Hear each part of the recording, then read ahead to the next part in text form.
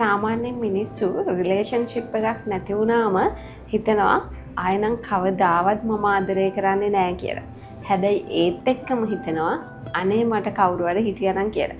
මට ඇත්තටම ආදරේ, මට ඇත්තටම ඇහුම්කන් දෙන කෙනෙක් හිටියනම් හොඳයි කියලා හිතෙනවා. ඉතින් ඒ නිසාම එක රිලේෂන්ෂිප් එකක් නැති වෙච්ච ගමන්ම තව කාත් එක්ක හරි බැඳෙනවා.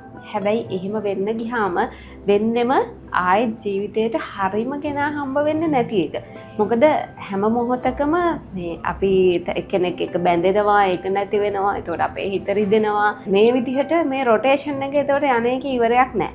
ඒ නිසා රිලේෂන්ෂිප් එකක් නැති වුණොත් අඩුම තරමේ මාස 6ක් අවුරුද්දක්වත් තනියමින් ඒ ඉන්න කාලය ඇතුළත අපේ මනස හරියට හැදෙනවා.